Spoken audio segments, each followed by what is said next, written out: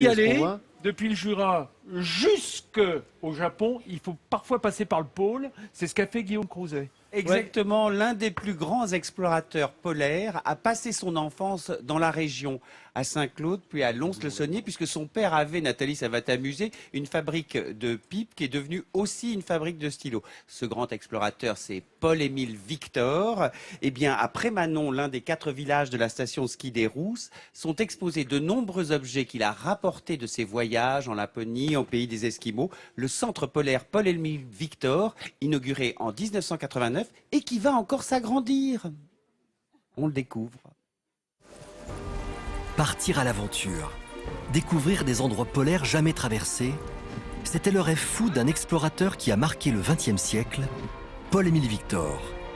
Sans cet homme, il n'y aurait pas eu d'expédition française dans les régions polaires.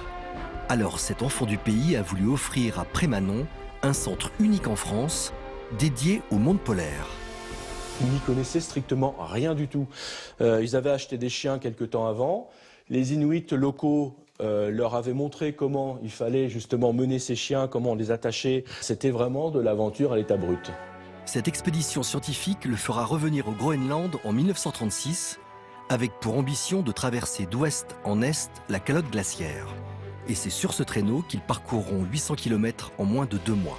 Pour réaliser cet exploit, il eut même l'idée d'installer sur les traîneaux inuits des poignées, des patins en aluminium et un frein. Par la suite, les Inuits de la côte Est ont copié les traîneaux qui étaient restés sur place et que, grosso modo, les traîneaux qui sont fabriqués aujourd'hui sur la côte Est, donc plus de 80 ans plus tard, sont toujours les copies de ces traîneaux laissés sur place à l'époque par Victor. Paul-Émile Victor a marqué à jamais de son empreinte le Groenland.